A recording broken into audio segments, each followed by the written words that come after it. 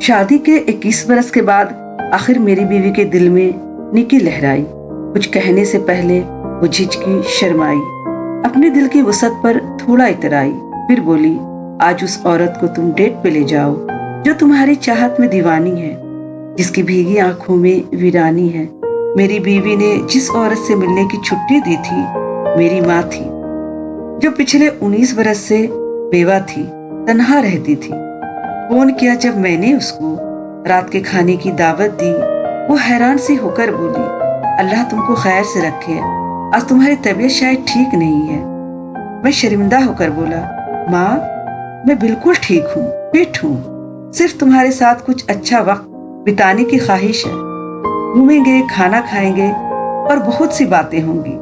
प्यारी माँ, हम दोनों होंगे, बस हम दोनों। वो एक लम्हा सोच के बोली, ठीक है बेटे, शाम को मैं तैयार रहूंगी। काम से फारिग होकर जब मैं अपनी माँ को लेने पहुंचा, हल्का नीला सुंदर जोड़ा मेरी माँ के ज़ेबे तन था, बालों में भी फूल सजे थे। रेस्तोरां में जब हम पहुंचे, मेरी माँ मेरे बाजू को यूं थामी थी, गोया वो खातून अव्वल की मनसब पर फायज है। मैंने मीनू पढ़ते पढ़ते रुककर इसकी जानिब देखा। वो मुझको गहरी नजरों से देख रही थी। उसकी आंखों में वो मंजर नक्श थे सारे। उसके दिल में मेरी याद का बीता मौसम ठहर गया था।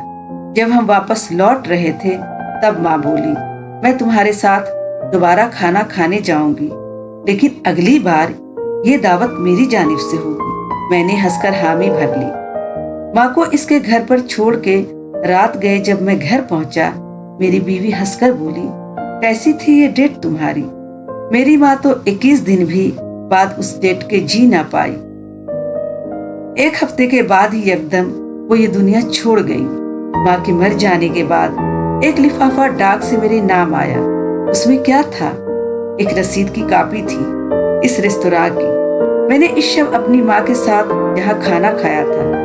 एक पर्चा भी था साथ उसके, जिस पर माँ के हाथों से ये नोट लिखा था, मेरे बेटे, मैंने जिस खाने की तुमको दावत दी थी, इसके बिल की पेमेंट मैंने कल एडवांस में कर दी है।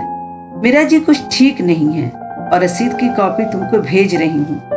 साथ तुम्हारे अब मैं शायद और एक शाम बिता ना पाऊँ, रेस्तोरां में जाकर खाना खा ना पाऊँ। शायद तुम ये जान ना पाओ, जिस शब हमने खाना खाया, बातें की थी, मेरे वीरान जीवन में वो सुंदर शब आबाद बहुत है। बाकी जीवन खुश रहने को इस एक शब की याद बहुत है।